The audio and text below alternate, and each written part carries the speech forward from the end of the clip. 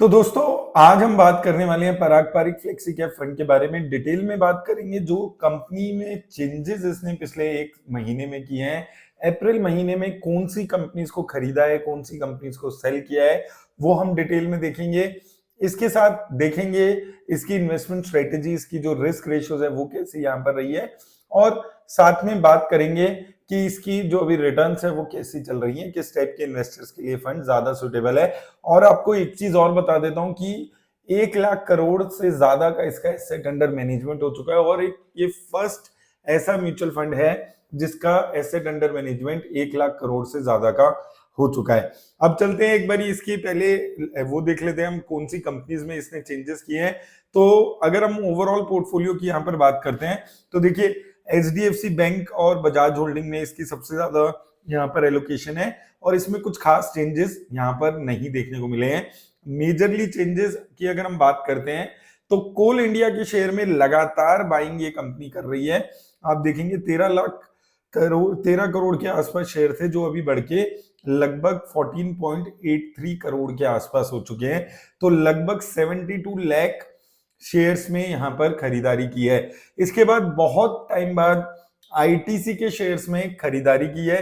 ITC की shares को अपने पोर्टफोलियो में ऐड किया है, थोड़ा बहुत महिंद्रा एंड महिंद्रा को ऐड किया है। तो ये जितनी भी कंपनीज आपको देखने को मिलेगी इनको धीरे धीरे अपने पोर्टफोलियो में एडिशन करते हुए ये कंपनी नजर आ रही है। वहीं मोतीलाल ओसवाल फाइनेंशियल सर्विसेज में लगातार अपनी एलोकेशन कम कर रही है। 1.3 करोड़ के आसपास शेयर्स थे दिसंबर में, कुछ के शेयर्स फरवरी में कम किए, मार्च में कुछ और शेयर्स कम किए, और फर्दर अप्रैल में और शेयर्स कम करते हुए ये कंपनी नजर आ रही है, और लगभग 23 लाख शेयर्स सेल किए हैं। तो मोतीलाल ओसवाल फाइनेंशियल सर्विस से लगातार निकलते हुए पराग पारिक फ्लेक्सी कैप नजर आ रहा है।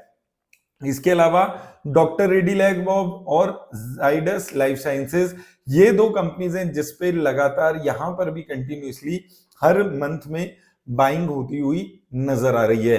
इसके अलावा ईआईडी पेरी लिमिटेड, यहां पर भी हर महीने बाइंग हो रही है। आप देखेंगे दिसंबर में, फिर फरवरी, मार्च, अप्रैल, हर महीने में कुछ ना कुछ एडिशन हो रहा है।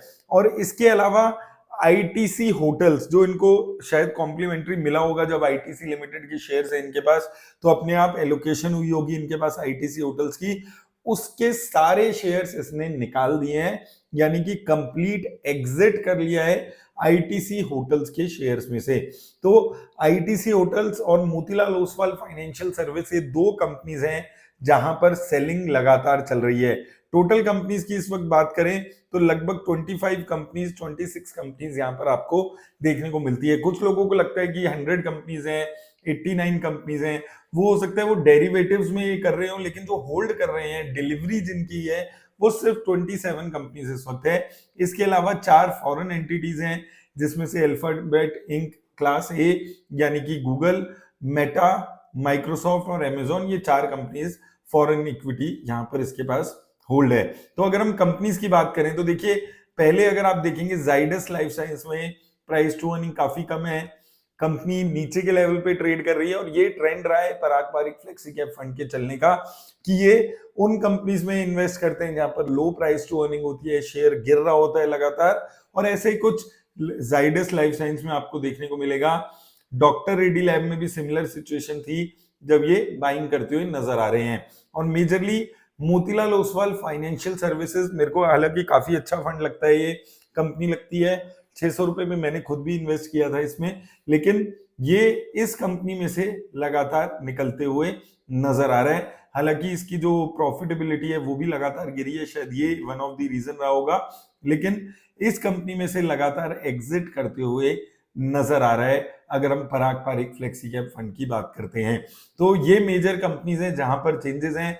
और सबसे इंपॉर्टेंट बात है कि जिन कंपनीज पे लास्ट मंथ में इन्वेस्टमेंट हो रही थी वहां पर अभी भी इन्वेस्टमेंट होती हुई नजर आ रही है। बहुत ज्यादा चेंजेस नहीं करता है, आप देख रहे हैं वही 25-26 कंपनीज में या तो एडिशंस कर रहे हैं, डिलीशंस कर रहे हैं। इसके अलावा कोल इंडिया है, यहाँ पर भी लगातार खरीदारी देखने को मिल रही है। रीजन आपके पास है, डिविडेंड अच्छा दे रहा है, गिरा हुआ है स्टॉक, काफी नीचे लेवल पे आया हुआ है, इसलिए शायद यहाँ पर बाइंग होती हुई कोल इंडिया में भी नजर आ रही है। कोल इंडिया के रिसेंटली रिजल्ट्स भी यहाँ पर ठीक आए थे, तो वहां से भी एक पॉजिटिविटी निकल कर आई है। तो ये मेजर कंपनीज है जहां पर एडिशन किया जा रहा है। अगर हम की रेशियोज की यहाँ पर इस फंड की बात करें तो बीटा 0.62, स्टैंडर्ड डेविएशन 10% के आसपास, शार्प रेशियो 1.17 और पोर्टफोलियो टर्नओवर लगभग 14% के आसपास। तो बहुत ज्यादा चेंजेस नहीं करता है, इसलिए यहाँ पर आपको पोर्टफोलियो टर्नओवर रेशियो सिर्फ 14% की दिखेगी। शार्प रेशियो 1.17 के आसपास है। स्टैंडर्ड डेविएशन ये दिखा रहा है कि बहुत ज्यादा वॉलेटिलिटी इस फंड में आपको देखने को नहीं मिलती है। तो काफी अच्छे रिस्क रेशियोज यहाँ पर आपको नजर आएंगे। अगर हम बात करें इस कंपनी के ओवरऑल रिटर्न्स की, तो यहाँ पर एक साल में 15% के रिटर्न्स हैं। 10 साल में one of the best performing flexi cap fund रहा है 18% के रिटर्न्स के साथ। 5 साल में भी one of the best performing flexi cap fund रहा है।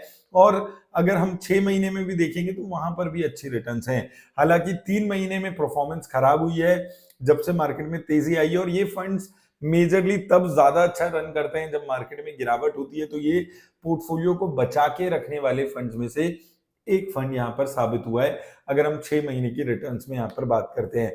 तो ओवरऑल काफी अच्छा फंड है, काफी कंसिस्टेंट लो रिस्क लेने वाला फंड यहाँ पर पराग पारिक फ्लेक्सी कैप फंड है।